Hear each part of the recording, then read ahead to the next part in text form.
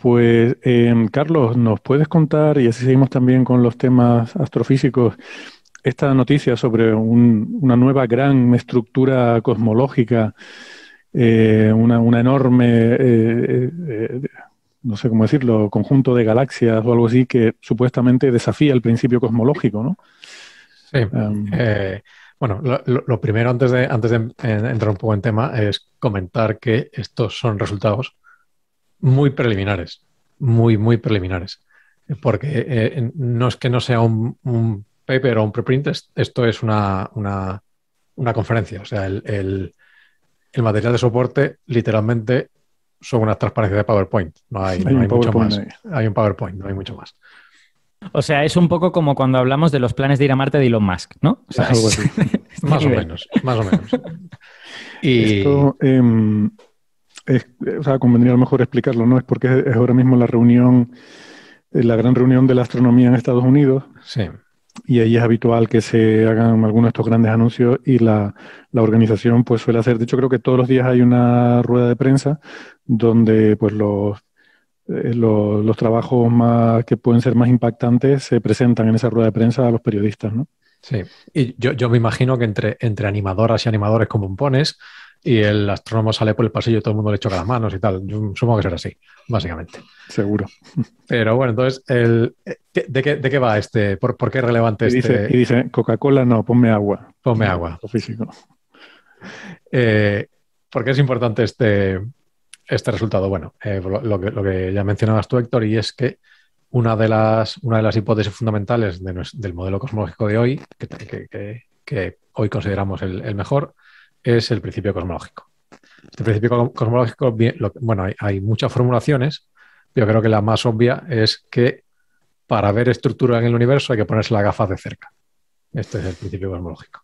Esto lo que quiere decir es que cuando tú ves el universo con muy poca resolución es uniforme e isotrópico. O sea, se ve igual, mires donde mires.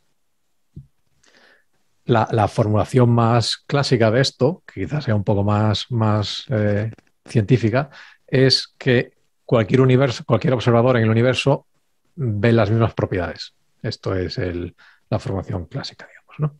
Entonces, ¿qué pasa? Si tú resulta que ves una zona del universo en la que la densidad de galaxias, por ejemplo, es mucho mayor que en el resto del universo, este principio se violaría. Esto significaría que observadores en esas galaxias verían propiedades generales del universo ligeramente diferentes a las que vemos nosotros. Y esto es lo que ha encontrado Alexia López, que es una estudiante de doctorado en la Universidad de Lancashire, aquí en Reino Unido, y lo que ha hecho utilizando los espectros de cuásares muy lejanos. Un cuásar, como nos comentaba antes Ángel, se parece un poco a estos objetos de los que nos estaba hablando, es en principio una galaxia terriblemente brillante que está muy lejos, con lo cual tú lo único que ves es radiación que viene principalmente de su núcleo y está tan lejos que algunos de ellos están tan lejos que la mayoría del universo está entre ellos y nosotros. Entonces, una cosa que tú puedes hacer es, como tú sabes un poco la forma que tiene el espectro de emisión de este cuásar, sabes un poco cómo están distribuidos los fotones en función de la longitud de onda, tú, en lugar de ver estos fotones, tú dices, bueno, ¿qué le falta a este cuásar que yo estoy viendo? Y en función de qué zonas del espectro de este cuásar son más deficitarias, yo puedo estudiar qué es lo que hay a lo largo de la línea de visión. Porque diferentes materiales, a diferentes corrimientos al rojo cosmológicos, van a robar principalmente fotones con diferentes longitudes de onda. Y esto es lo que hace esta gente. Tiene un mapa de aproximadamente unos 40.000 cuásares y viendo cómo están absorbidos sus espectros, se hace una idea de las galaxias que hay entre esos cuásares y nosotros. Y Eso resulta, se llama el bosque Lyman Alpha. sí, básicamente, sí. No, porque en este caso lo que buscan son líneas de magnesio, pero el principio es el mismo. En el bosque de Lyman alfa, lo que tú ves es átomos de hidrógeno que se comen la emisión de los cuásares. Aquí tú lo que buscas son átomos de magnesio que se comen igualmente la emisión de los cuásares. Eh, Y entonces tienen como un conjunto de 40.000 cuásares y con eso mapean un poco qué galaxias hay entre ellos y nosotros. Y se dan cuenta de que en lugar de estar distribuidas de manera aleatoria, algunas de estas galaxias se distribuyen formando un arco en el cielo que ocupa 10 grados en el cielo, que esto, recordar solo que la luna llena es medio grado de diámetro, por lo tanto esto sería pues como unas 20 lunas llenas. O sea, es una zona del cielo muy, muy, muy grande. Y que si usando este corrimiento al rojo lo transformamos en distancias, ocupa 1,2 billones de años luz. Es una estructura enorme. Bueno, billones. Billones, o sea, miles de millones de años, billones americanos. El billion famoso inglés. Imperiales, billones en unidades imperiales. Entonces, el problema que tiene esta estructura, o el problema que plantea, es que rompe un poco este principio cosmológico. Típicamente se considera que lo que se considera gran escala en este contexto cosmológico son unos 700 millones de años luz. Entonces, esta escala es tan grande que un poco no esperaríamos verla. Esperaríamos que a estas escalas el universo ya fuese tan borroso que básicamente debería ser uniforme. Yo no corregime si me equivoco.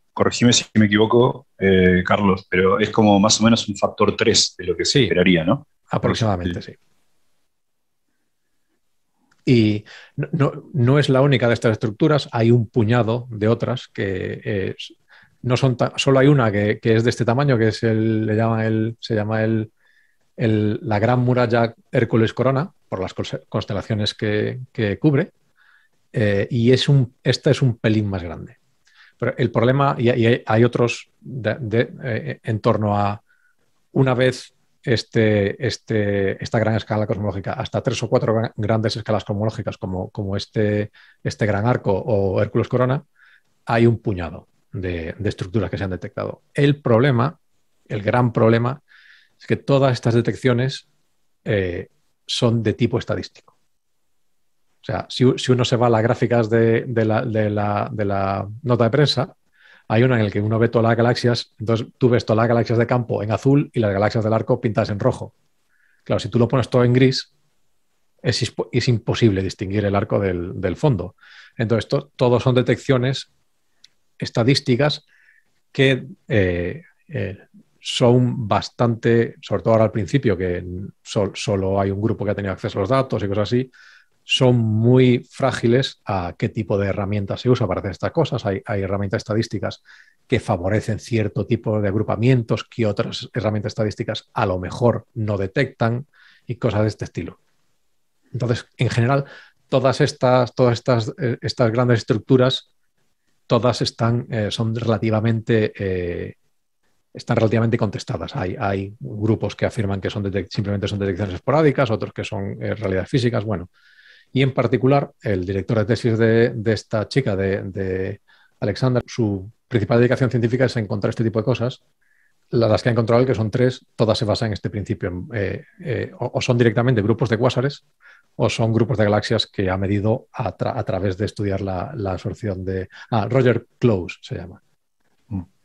Pues vaya, como para que al final esto se venga abajo y ¿sabes? Metes en un embolado a un estudiante que está empezando, dando ruedas de prensa, anunciando un resultado que cuestiona el principio cosmológico. O sea, una cosa de lo que hablamos siempre, ¿no? Una exposición ahí tremenda, mediática y de todo, y que luego al final resulte que no es, ¿no? A ver si la vamos a liar.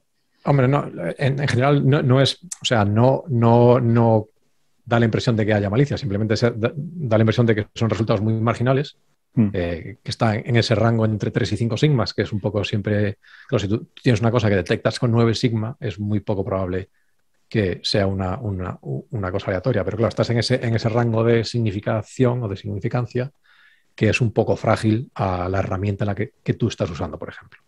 Sobre todo en estas cosas que son densidades superficiales muy cercanas a lo que tú esperas simplemente de variaciones estadísticas de la distribución de cosas o incluso efectos como, por ejemplo, la extinción de nuestra propia galaxia. Si tú tienes una pequeña variación de la extinción justo en ese arco, vas a ver más o menos galaxias, tus corrimientos al rojo van a estar ligeramente afectados, con lo cual pues ya justo te puede empujar ahí algo que es una cosa completamente aleatoria. Pero bueno, me recuerda cuando se buscan anomalías en el fondo cósmico de microondas, ¿no? O sea, son cosas que requieren un dominio de la estadística muy, muy grande, porque te puedes equivocar muy fácilmente, puedes hacer pareidolia. Tú estás buscando en un patrón aleatorio, estás buscando desviaciones de la aleatoriedad. Entonces, si eso no lo haces realmente muy, muy bien, vas a encontrar cosas por todos lados, ¿no? Efectivamente, que lo mismo puedes encontrar con esta paredola, lo mismo puedes encontrar el Gran Arco que a la Virgen María en tu fondo cósmico de microondas, vamos, o sea. Pero las caras de Belmez. O la cara de Belmez, o yo qué sé, o Elvis, o lo que sea.